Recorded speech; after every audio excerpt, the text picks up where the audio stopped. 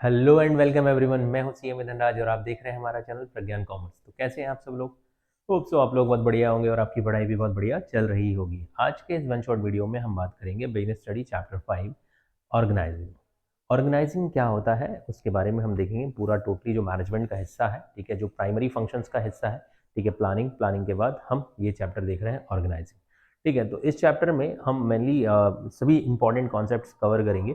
तो अगर आप हमारे चैनल पर नए हैं तो हमारे चैनल को सब्सक्राइब कर लीजिए, बेल नोटिफिकेशन को प्रेस कर दीजिए, और अगर आपने अभी तक इस वीडियो को अपने दोस्तों के साथ शेयर नहीं किया है तो इसको शेयर कर दीजिए। तो चलिए स्टार्ट करते हैं। यहाँ पर सबसे पहले मैं बात करूंगा कि ऑर्गेनाइजिंग क्या होता है। तो identifying and grouping of various activities, ठीक है, आइडेंटिफाई करना है और ऑर्गेनाइज करना है वेरियस एक्टिविटीज को। ये किस में आता है? Activities into the jobs and then sub group these jobs into the sections and departments into the single unit for achieving the specified objective. Specified objective को अचीव करने के लिए ये सारी एक्टिविटीज को, वेरियस एक्टिविटीज को, जॉब्स को grouping करना है, सब चीजों को मिलाना है, इसको हम बोल सकते हैं इस ऑर्गेनाइजिंग। ऑर्गेनाइज करना है प्रॉपर। तो सबसे पहले अगर इस प्रोसेस को देखें तो identification and division of work, इसको डिपार्टमेंटलाइजेशन किया जाता है, अलग अलग डिपार्टमेंट में बांटा जाता है। Assignments of duties, establishing the reporting standard, कौन किसको रिपोर्ट करेगा, ये पूरी की पूरी एक ऑर्गेनाइजिंग प्रोसेस होती है जो हम इस चैप्टर में डिटेल में पढ़ने वाले हैं। ओके, फर्स्ट है हमारा, फर्स्ट क्या है? Identification and division of work. One individual can not do the entire work. एक अकेला आदमी सारा काम नहीं कर सकता है। कोई सोल प्रोप्राइटरशिप की बात नहीं कर रहे हैं हम। एक कंपनी की अगर बात करें, एक बड़ी लार्ज कंपनी की बात करें, therefore work divided into the small parts called job and burden of work can be shared by the many workers. अलग अलग लोगों में बांट दिया जाता है। एंड रिपीटेटिवनेस, बार बार किसी काम को करने से ब्रिंग द स्पेशलाइजेशन, आप उस काम में क्या हो जाते हो? एक्सपर्ट हो जाते हो। तो आपको एक पर्टिकुलर टाइप का काम दिया जाएगा, उसको आपको बार बार करना है।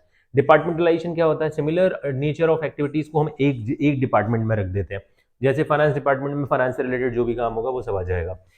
तो similar nature activities are grouped together on the basis of the interdependence called departmentalisations can be created like territories, north में, साउथ में, वेस्ट में, एक्सेट्रा। जैसे हमारा इंडियन रेलवे अलग अलग जोन्स में बटा हुआ है, ठीक है। और द प्रोडक्ट के बेस पे बांटा जा सकता है, जैसे अप्लायंस है, क्लॉथ्स है, कॉस्मेटिक्स है। जैसे टाटा का अलग अलग प्रोडक्ट अलग अलग कैटेगरी में बटा हुआ है। और डिपार्टमेंट जैसे मार्केटिंग हो गया, एडवर्टीजमेंट हो गया, सेल्स प्रमोशन हो गया, पर्सनल सेलिंग हो गया, ये अलग अलग डिपार्टमेंट्स में इसको हम डिपार्टमेंटलाइजेशन कह सकते हैं। असाइनमेंट ऑफ ड्यूटीज, असाइन करना, ड्यूटीज को असाइन करना, ठीक है। Defining the work of the different jobs positions, defining the responsibility and authority, ये कहलाता है assignment of duties. Job specifications are prepared, ठीक है, आपको जॉब स्पेसिफिकेशंस पहले से बता दिया जाता है कौन सा क्या काम करना है। Showing the types of competitiveness required, age है, एक्सपीरियंस है, एजुकेशन स्किल्स वगैरह है। इस्टेब्लिशिंग द रिपोर्टिंग स्टैंडर्ड्स, कौन किसको बॉस बोलेगा, कौन किसका जूनियर होगा, कौन किसका सीनियर होगा, ये पूरा रिपोर्टिंग स्टैंडर्ड आपको पता होगा, ठीक है। तो establishment reporting relationship means who will work under हुम, कौन किसके नीचे काम करेगा, who will get order from हुम, कौन किससे ऑर्डर लेगा, and creation of superior subordinate relationship, create करना कि कौन बॉस है और कौन वर्कर है, ये रिलेशनशिप। एडवांटेज ऑफ ऑर्गेनाइजिंग अगर मैं बात करूं तो स्पेशलाइजेशन का बेनिफिट मिलता है, जो जिस काम में एक्सपर्ट होगा उसको वो काम दे दिया जाएगा। दूसरी चीज, एक्सपांशन एंड ग्रोथ मिलेगी, इफेक्टिव एडमिनिस्ट्रेशन होगा, ग्रोथ ऑफ पर्सन, लोगों का भी विकास होगा, ऑप्टिमम यूटिलाइजेशन ऑफ रिसोर्सेज, जो हमारे पास अवेलेबल रिसोर्सेज है उनका सदुपयोग होगा, एंड अडॉप्शन ऑफ चेंजेस, जब किसी चीज के चेंज आते हैं, बहुत तेजी से टेक्नोलॉजी में चेंज आते हैं, तो इजिली आप अडॉप्ट कर पाते हो। तो specialization, every person perform a particular task, जो जिस काम में अच्छा होगा उसे वो काम दिया जाएगा। Repetitive performance of a particular task give experience, आप बार बार जब एक काम को करते हो तो आपको एक अच्छा एक्सपीरियंस और आप उस काम में एक्सपर्ट हो जाते हो in that area and leads of specialization, जो जिस काम में एक्सपर्ट होगा उसको वो काम दिया जाता है। Expansion and growth, well defined structure helps in the growth and diversification of an enterprise by adding the new departments, employees and products, ठीक है। इफेक्टिव एडमिनिस्ट्रेशन पॉसिबल है, provides a clear picture of job and related duties, reduce the overlapping and confusion and bring effectiveness in administration. और हमने effectiveness के बारे में first chapter में पढ़ा था कि मैनेजमेंट इफेक्टिव और इफिशिएंट होना चाहिए, ठीक है। दूसरी चीज, ग्रोथ ऑफ पर्सनल, इससे एक इंसान की भी ग्रोथ होगी। जब आप किसी काम में जब लगे रहते हो तो उस काम में आप ज्यादा अच्छे से मंझ जाते हो, या कह सकते हो आप बेहतर कर सकते हो, सबसे अच्छा कर सकते हो। तो delegation reduce the work, leads and managers by assigning routine jobs in their subordinates, and managers can concentrate in the important task, ठीक है। इसके अलावा ऑप्टिमम यूटिलाइजेशन ऑफ रिसोर्सेज, जो हमारे पास रिसोर्सेज है उनका सदुपयोग होगा। Well defined job helps each employees to know their role and duties, उसे अपना काम पता है, अपनी ड्यूटी पता है। It reduce the duplication of work and prevent the confusion, और कोई कंफ्यूजन नहीं होगी, तो हमारे साधनों का सदुपयोग हो पाएगा। अडॉप्शन ऑफ चेंजेस, जब टेक्नोलॉजी में चेंज आता है, व्हेन एनी एम्प्लॉइज रिटायर्स और quit, it easy for a new employee to adjust quickly because the job profiles are clearly defined. जब आपको पहले से पता होगा तो आप इजीली उसको अडॉप्ट कर पाओगे। टाइप्स ऑफ ऑर्गेनाइजेशन दो टाइप के होते हैं, फॉर्मल और इनफॉर्मल। इन पे जरूर एग्जाम में क्वेश्चन आता है। फॉर्मल ऑर्गेनाइजेशन फंक्शनल और डिविजनल स्ट्रक्चर में बटा होता है। इनफॉर्मल ऑर्गेनाइजेशंस में नॉर्मली जो एनजीओज होते हैं उनको हम कवर करते हैं, तो आगे देखेंगे हम डिटेल में। तो सबसे पहले फॉर्मल ऑर्गेनाइजेशंस, जहां पर सब कुछ ब्लैक एंड व्हाइट, हम कह सकते हैं सब कुछ प्रॉपर तरीके से होता है, तो डेलिबरेटली प्लान्ड होता है जो by the top management to achieve the objectives, specified objectives through the network of authority and responsibility relationship. जहां से पहले से सब कुछ डिसाइडेड होता है उसको हम फॉर्मल बोलते हैं। तो फीचर्स क्या है फॉर्मल ऑर्गेनाइजेशन के? Created deliberately by the management, create किया जाता है सोच समझकर। Result into the creations of a chain, scalar chain, जो हमने हेनरी फ्यूल के बारे में पढ़ा था। स्केलर चेन, आपका रिपोर्टिंग स्टैंडर्ड प्रॉपर डिसाइडेड होता है। Extra emphasize to work then the social need, ठीक है, आप वर्क को ज्यादा एम्फेसाइज करते हो ना कि सोशल नीड को। Assigned a specific job to the individual and fix the authority, आपको पता है कौन सी काम कौन से बंदे को देना है और उसकी रिस्पॉन्सिबिलिटी क्रिएट करते हो। मोटिवेट टू द ऑर्गेनाइजेशनल गोल, और यहाँ पर जो हमारा टारगेट होता है अल्टीमेट ऑर्गेनाइजेशन गोल के लिए होता है, ठीक है। नेक्स्ट है हमारा एडवांटेजेस क्या होंगे फॉर्मल ऑर्गेनाइजेशन का? अवॉइडिंग डुप्लीकेशन ऑफ एफर्ट्स, अलग अलग लोगों को सबको पता है कि मेरा काम क्या है। रिस्पॉन्सिबिलिटी कैन बी फिक्स, आप यहाँ पे रिस्पॉन्सिबिलिटी फिक्स कर सकते हो जब आपने सही बंदे को सही काम दे दिया है तो। Establish the unity of command, unity of command establish होती है। And accomplishment of goals, easily goals achieve होंगे। स्टेबिलिटी टू दी पर्सनल, ठीक है, और लोग ज्यादा लंबे समय तक हमारे ऑर्गेनाइजेशन में काम करेंगे। तो avoiding the duplication of efforts, each members know their duties which are clearly specified, सबको पहले से पता होगा मेरा काम क्या है। Responsibility can be fix due to the well establishment authority responsibility relationship, तो यहाँ पर पहले से पता होगा किसको कौन सा काम देना है और किसने गलती करने पे किसको पनिश करना है, ठीक है। Establish unity of command, maintain through a chain of command, ठीक है। Accomplishment of goal by providing the structure where each employees know their role, अपना नॉलेज अपना रोल सबको पता होगा तो गोल्स आसानी से अचीव हो जाएंगे। Stability to the organizations by well defined job and ensure the growth and survival, तो सीधी सी बात है ऑर्गेनाइजेशन भी लंबे समय तक मार्केट में टिका रहेगा या काम करेगा। डिसएडवांटेज है टैलेंट एंड क्रिएटिविटी रिड्यूस होती है, सीधी सी बात है, जहाँ पे रिजिड मैनेजमेंट होता है वहाँ पे ये तो होता ही है, रिजिड स्ट्रक्चर ही है।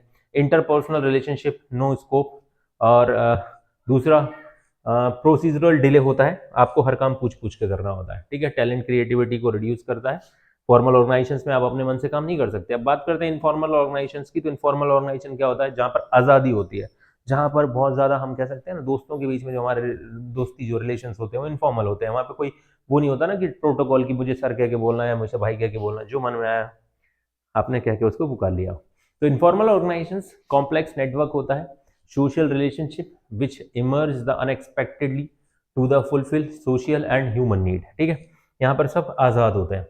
Features of informal organizations created automatically, ऐसा ऑर्गेनाइजेशन ऑटोमेटिकली जैसे एक दोस्त होता है ना स्वतः ही बन जाता है। Without any purposeful efforts by the management, organized from the within the formal organizations as a result of personal interactions among the employees, does not followed any fixed path of authority, किसी को कोई fix path पे चलने की जरूरत नहीं है, protocol follow करने की जरूरत नहीं है। And employees behaviour is based on convenience and with no definite structure, कोई स्ट्रक्चर नहीं होता, प्रोटोकॉल नहीं होता है कि किसको कैसे बात करनी है, बोलना है। एडवांटेज क्या होता है? ऐसे ऑर्गेनाइजेशन फास्ट होते हैं, एड फ्लेक्सिबिलिटी होती है, सोशल नीड है आज की, और ये टाइमली फीडबैक मिलता रहता है। लेकिन इसके साथ साथ इसके कुछ ड्रॉबैक भी होंगे, तो हम थोड़ा सा इसके ड्रॉबैक पर आ जाते हैं, ठीक है। डिसएडवांटेज क्या है? अपोजिशन बाय द मेंबर, ठीक है, जो ग्रुप के जो टॉप मेंबर्स होंगे वो इस टाइप के इनफॉर्मल ऑर्गेनाइजेशंस को क्रिएट नहीं होना देना चाहते। प्रमोट्स ग्रुप, यहाँ पर ग्रुप बहुत जल्दी बनते हैं इनफॉर्मल ऑर्गेनाइजेशन को, और स्प्रेड रूमर्स, रूमर्स यानी कि भ्रांतियां और अफवाहें बहुत तेजी से फैलती हैं, ठीक है, एक दूसरे के कान में। तो यहाँ पर आप डिफरेंस देख सकते हैं, ठीक है। तो ये डिफरेंस एमपी बोर्ड स्टूडेंट के लिए बहुत इंपॉर्टेंट हो जाता है, ठीक है। जो एमपी बोर्ड के स्टूडेंट हैं, एमपी बोर्ड स्टूडेंट जरूर कर लेना फॉर्मल इनफॉर्मल ऑर्गेनाइजेशंस। मीनिंग की बात करूं तो deliberately planned and created by the management, formal organization, जबकि इमर्ज एंड नेचुरली क्रिएट होता है ये। दूसरा पर्पस की बात करें तो अचीव ऑर्गेनाइजेशनल गोल, जबकि fulfil social and human needs, ये ह्यूमन नीड है और ये ऑर्गेनाइजेशन नीड है। प्रिडिक्टेबल की बात करें, shown in the organizational chart, ये सब दिखेगा आपको किसको क्या करना है, जबकि इसका कोई प्लेस ही नहीं है, no place of the organizational chart. Authority की बात करें तो rule, duties and responsibilities are clearly define होती हैं, यहाँ पर generally oral and traditional rule होते हैं। नेचर की बात करें तो ये रिजिड होता है और ये फ्लेक्सिबल होता है। ठीक है, तो ये आपने डिफरेंस देख लिया। अब ऑर्गेनाइजेशन स्ट्रक्चर की बात कर लेते हैं कि ऑर्गेनाइजेशन स्ट्रक्चर कैसा होता है। तो एक फंक्शनल स्ट्रक्चर होता है, एक डिविजनल स्ट्रक्चर होता है। ठीक है, फ्रेमवर्क ऑर्गेनाइजेशन को किस तरीके से स्ट्रक्चर किया जा सकता है, तो फंक्शनल काम के बेसिस पर और एरिया के बेसिस पर डिविजनल स्ट्रक्चर हो सकता है। Factors affecting the organizational structure, job design कैसा है, डिपार्टमेंटलाइजेशन कैसा है, स्पैन ऑफ मैनेजमेंट कितना बड़ा है, कंपनी कितनी बड़ी है, डेलीगेशन ऑफ अथॉरिटी, इन सब चीजों पर डिपेंड करेगा। तो जॉब डिजाइन की बात करें तो total works are divided into the various jobs like sales, finance, productions, etc. and results expected from it. ठीक है, डिपार्टमेंट्स की बात करें तो jobs are grouped together to form departments and on the basis of the similar task like per unit cost, quality control under the purchase department, etc.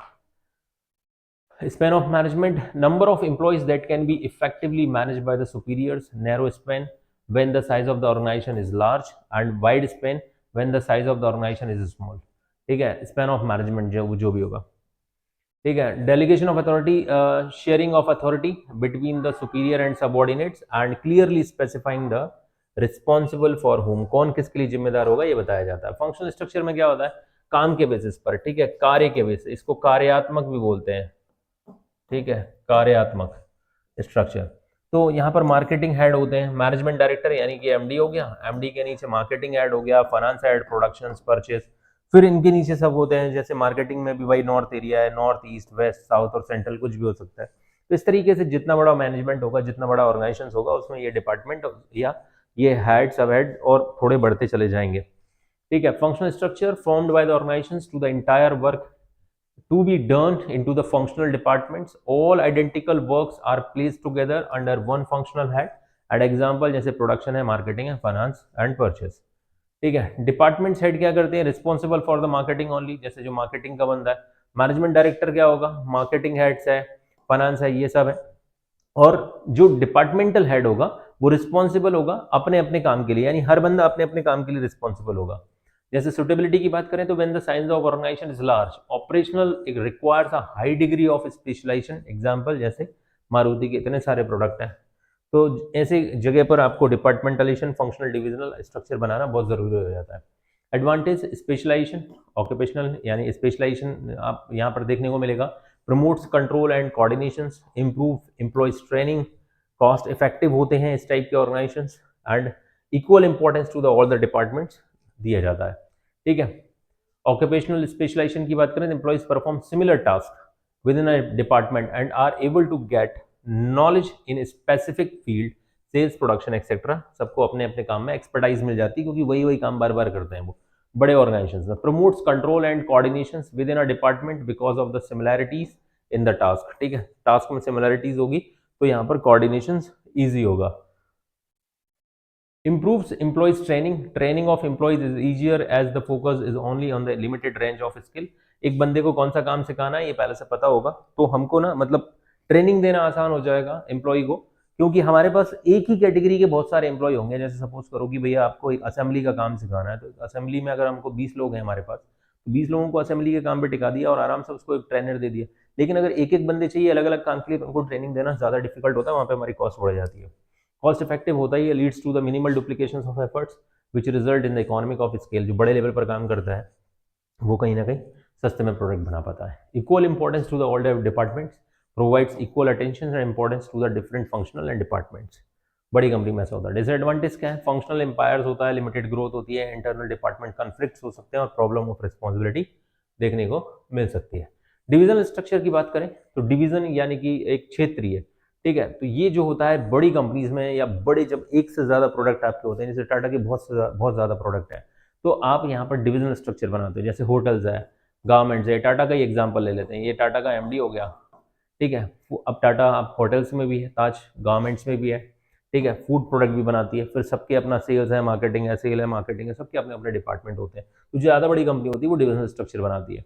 Organisation structure comprise of the separate business units or divisions. Each unit has a divisional manager responsible for the performance and who has authority over the unit. Responsible for hotel division, जैसे यहाँ पर ये देखा division, जैसे divisional heads हैं हमारे, अलग अलग मैनेजिंग डायरेक्टर, डिविजनल हेड होंगे, मैनेजिंग डायरेक्टर, उसके नीचे होटल का अलग होगा, सेल्स का, मार्केटिंग का, ठीक है, फिर गारमेंट्स के अलग होंगे, सेल्स मार्केटिंग का, प्रोडक्ट फूड प्रोडक्ट के अलग होंगे, तो सबके अपने अपने एमडीज होंगे। और जो बंदा रिस्पॉन्सिबल फॉर होटल डिवीजन, अगर एक बंदा जो है ना सिर्फ और सिर्फ होटल के लिए रिस्पॉन्सिबल होगा, फिर ऐसे ही कोई गारमेंट्स के लिए रिस्पॉन्सिबल होगा, तो इसमें एक दूसरे के ऊपर ना वो नहीं कर सकते कि इसने नहीं किया तो मैंने नहीं किया, ठीक है, टाला बटूली नहीं होगी। सुटेबिलिटी की बात करें तो business enterprise where the large variety of product are manufactured using different product resources. जैसे एग्जांपल आईटीसी के इतने सारे प्रोडक्ट हैं, आपने आशीर्वाद का आटा देखा होगा, सनफीस्ट बिस्किट देखा होगा, ठीक है, मिंटो है, इनमें से कौन कौन से प्रोडक्ट आपने, जॉन प्लेयर का कपड़ा देखा होगा, सुपीरियर साबुन, ठीक है, अवेलेबल, फैमा, पता नहीं और कौन से, क्लासमेट की कॉपी आपने यूज़ की होगी, बिंगो, ठीक है। तो ये सब इतने सारे प्रोडक्ट हैं, तो ऐसे केस में आप डिविजनल स्ट्रक्चर बनाना पसंद करोगे, ठीक है। इसमें एक तंबाकू का तो है ही नहीं, ITC, Indian tobacco company. Advantage क्या है, रिस्पॉन्सिबिलिटी फिक्स हो जाती है यहाँ पर, किसको कौन सा डिपार्टमेंट दिया गया है, कौन सा डिवीजन दी गई है, उसको वो प्रॉफिट अर्न करेगा तो ठीक है, तुमको सब अच्छी मिलेगी, लॉस होगा तो तुमको डांट पड़ेगी। इनिशिएटिव एंड फ्लेक्सिबल प्रमोट्स करते हैं यहाँ पे, स्पेशलाइजेशन होता है प्रोडक्ट बेसिस पर, और एक्सपांशन एंड ग्रोथ आसान होती है। दूसरी बात करें, fixation of responsibility, divisional heads are accountable for profit, ठीक है, हर बंदा अपने अपने प्रॉफिट के लिए अकाउंटेबल होगा, कम हुआ, revenue and cost related to the different departments can be easily identified. Promotes flexibility and identification because of each division functions as an independent unit which leads to the faster decision making, ठीक है। Product specialisation की बात करें, help in the development of different skill in a divisional head and this prepares him for higher position. Expansion and growth, new decisions can be added without interrupting the existing operations, ठीक है। आप जब, क्योंकि आपका company बड़ा है, तो जब कोई नया प्रोडक्ट स्टार्ट करोगे तो आप प्रेजेंट को तो एकदम साइड में ही रख देते हो, एकदम नया नया जो है उसको चलने दोगे, या हम कह सकते हैं कि ग्रोथ आसान होती है, आपको प्रेजेंट काम को छोड़कर एक नया काम जब स्टार्ट करोगे तो उसके लिए separate department, separate head, separate team लगा दोगे आप, और सेपरेट कंपनी होगी। डिसएडवांटेज की बात करें तो भाई कॉन्फ्लिक्ट होने के चांस रहते हैं, जैसे आजकल आपने टाटा के बारे में सुना होगा, टाटा में एक इंटरनल कॉन्फ्लिक्ट छड़ा हुआ है, जब से रतन टाटा जी खत्म हुए, ठीक है, उनके बाद नोएल टाटा को कमान दी गई, और जो टाटा ट्रस्ट और टाटा सन्स और टाटा ग्रुप के बीच में झगड़े चल रहे हैं बड़े जोर शोर के, ठीक है। एड इन कॉस्ट, इससे कॉस्ट भी बढ़ जाती है, and difficulty in employees training, ठीक है, बड़े ऑर्गेनाइजेशन में ये भी एक प्रॉब्लम आ जाता है। कॉन्फ्लिक्ट्स कैसे, may arise among the different divisions regarding the allocations of funds। दूसरा, add in cost, since these are maybe a duplications of activities across the product, duplications हो सकता है जिसकी वजह से कहीं ना कहीं cost भी बढ़ जाती है। difficulty in employees training due to the diverse product, training of employees is quite difficult। हमारे बहुत सारे प्रोडक्ट हैं, सबको अलग अलग ट्रेनिंग देनी पड़ेगी, तो इससे कॉस्ट बढ़ जाएगी। तो ये आपके पास डिफरेंस दे रखा है, आप इसको चाहो तो स्क्रीनशॉट ले सकते हो और आप इसको थोड़ा सा याद कर लीजिएगा। Delegation of authority and decentralization क्या होता है, विच इज़ वेरी इंपॉर्टेंट। भाई सीधी सी बात है, हमारा जो वर्कलोड कम करने के लिए ये दोनों चीज़ें यूज़ की जाती है। सो मच वर्क, जैसे मैंने यहाँ पर इमेज में दिखाया कि so much workload, what should I do. भाई बॉस बहुत परेशान है कि यार मेरे पास बहुत काम है, मैं कैसे करूँ, या मैं किस तरीके से इसको हैंडल करूँ। तो ये आ गई मोहतरमा, इन्होंने गुड आइडिया, एक आइडिया दिया, boss why don't you give some of your work to your subordinates, क्यों अपना काम कुछ जो फ्री बैठे हुए निचले स्तर पे जो लोग हैं उनको दे देते हो, ठीक है। आइडिया पसंद आ गया इनको, गुड आइडिया। तो बॉस ने बुलाया टीम को कि भैया मिस्टर बच्चन, ठीक है, you will look after finance part, ठीक है भाई आप फाइनेंस पार्ट देखोगे। Mister Khan, you will go for the meetings in Delhi, and yes boss, हमने यस बॉस बोला और चले गए। अब बॉस बढ़िया आराम से बैठा हुआ है, ठीक है, it's great, now I can concentrate on other areas. अब मैं अलग अलग जगह पर या अलग अलग एरियाज में काम कर सकता हूँ, कंसंट्रेट कर सकता हूँ, मैं थोड़ा फ्री हूँ। तो फ्री रहना भी बहुत जरूरी हो गया। तो डेलीगेशन का मतलब होता है superior subordinate relationship, where superior gives some of its routine work, जो अपना रूटीन वर्क होता है वो अपने सबऑर्डिनेट्स को दे देता है, to its subordinates, and so that he and she can concentrate important task which requires his her active role. जो काम मेरे सबऑर्डिनेट्स नहीं कर सकते, मेरे जूनियर नहीं कर सकते, उस काम को मैं कर लेता हूँ, और बाकी जो मेरा काम बहुत ही लेस इंपॉर्टेंट काम है, जो कोई भी कर सकता है, जनरल है, तो उस जर्नल वर्क को मैं क्या करूंगा, अपने सबऑर्डिनेट्स को ट्रांसफर कर देता हूँ। तो एलिमेंट्स ऑफ डेलीगेशन, यहाँ पे हम 3 चीज़ों की बात करेंगे, अथॉरिटी, रिस्पॉन्सिबिलिटी एंड अकाउंटेबिलिटी। ठीक है, तो सबसे पहले अथॉरिटी की बात करें तो right of an individual to command his subordinates and its take actions within the scope of his positions, flow from top to bottom and higher level enjoys higher authority. हम सभी को पता है authority top से bottom की ओर चलती है, और जो बंदा टॉप लेवल पर होगा उसके पास ज़्यादा अथॉरिटी होगी, और जो बॉटम होगा उसके पास लेस अथॉरिटी होगी। रिस्पॉन्सिबिलिटी की बात करें तो obligations of subordinates to perform these assigned duty flow upward, that is a subordinates will always B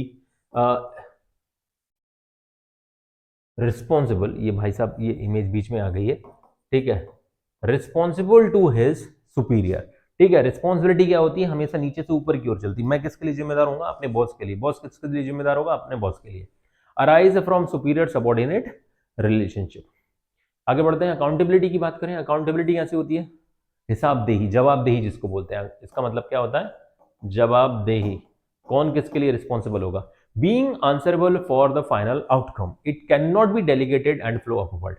मैं अपना काम अपने जूनियर को देके जा सकता हूं, लेकिन अगर उसने कुछ गलती की तो मेरे काम के लिए मैं जिम्मेदार हूंगा। तो compulsory through the regular feedbacks on the extent of the work done. ठीक है, ओके, ये डिफरेंस है, अब देख लेना।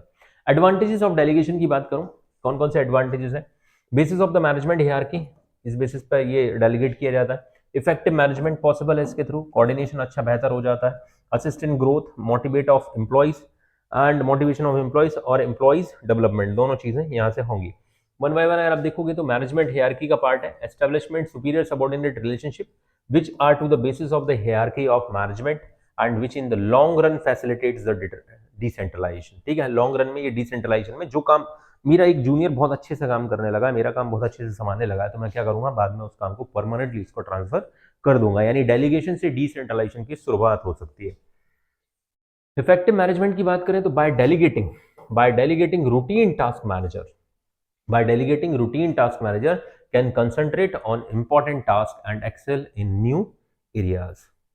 कोऑर्डिनेशन की बात करें, helps to define the power, duties and answerability related to the various positions in an organization, which reduce duplication of efforts.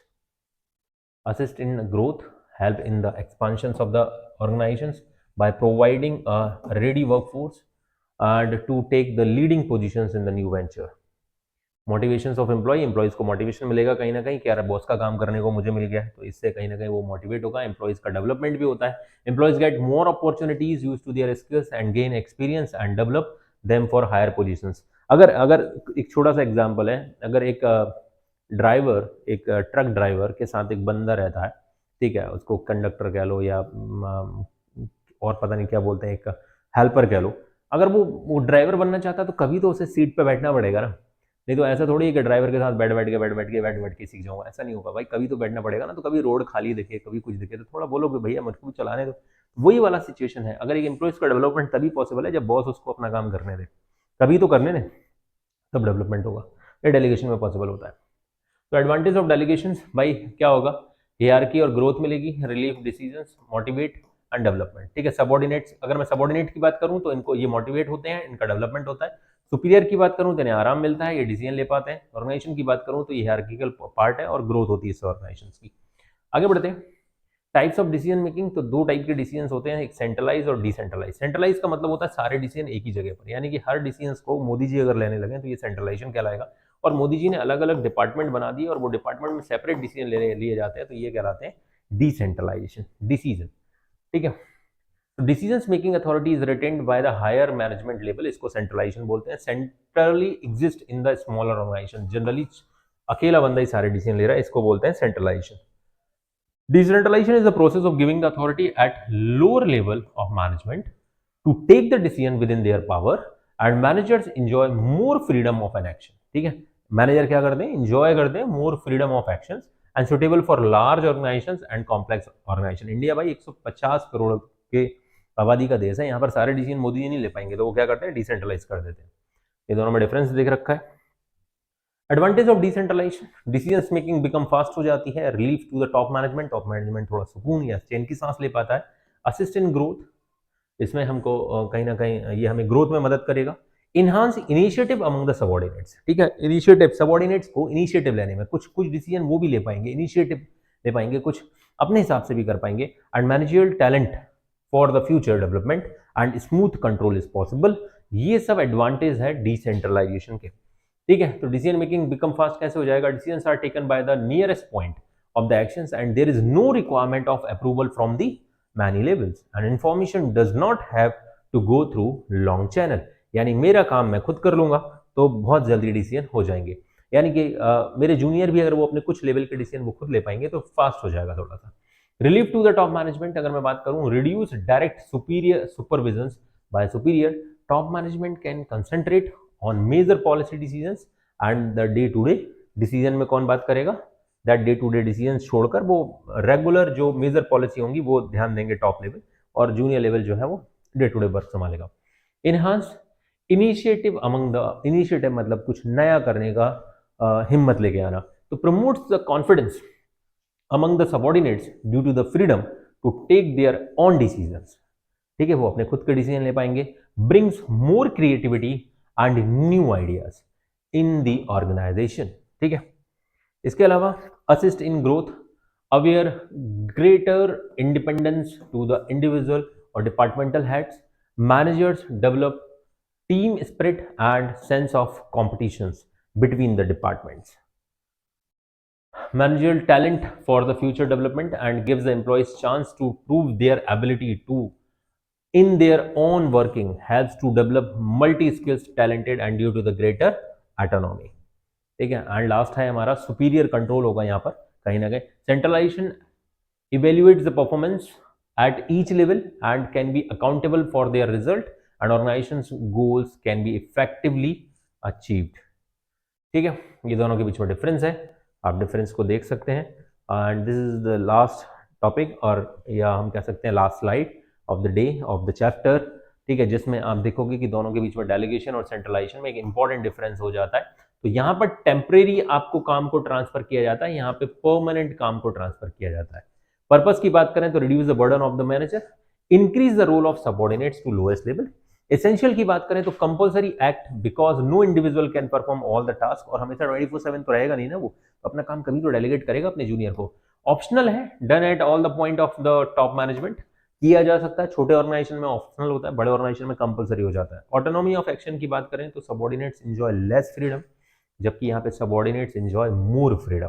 Authority and authority withdrawn की बात करें तो authority can be withdrawn bye delegator, delegator कभी भी authority छीन सकता है आपसे, can not be easily withdrawn, अगर आपने किसी काम को डिसेंट्रलाइज कर दिया है तो आप तुरंत उससे विड्रॉ नहीं कर सकते, आप जल्दी से मिनिस्टर को हटा नहीं सकते, है ना।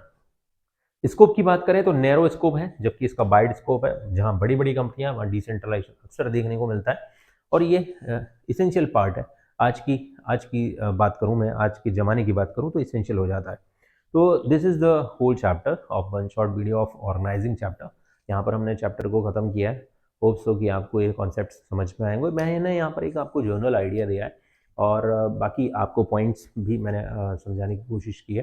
तो यहाँ पर जो इंपॉर्टेंट क्वेश्चंस हैं, इंपॉर्टेंस ऑफ ऑर्गेनाइजेशंस है, फीचर्स है, डेलीगेशन एंड रिस्पॉन्सिबिलिटी है, ठीक है, सेंट्रलाइजेशन, डिसेंट्रलाइजेशन, फॉर्मल, इनफॉर्मल, ये कुछ इंपॉर्टेंट टॉपिक्स हैं। मैंने इंपॉर्टेंट टॉपिक्स की लिस्ट ऑलरेडी अपने चैनल पे अपलोड कर दी है for MP board student and CBSE student के लिए केस स्टडीज़ ज़्यादा आती हैं, तो वो थोड़ा डीपली इस चीज़ को ध्यान से पढ़ेंगे सो दैट वो केस स्टडीज़ को सॉल्व कर सके।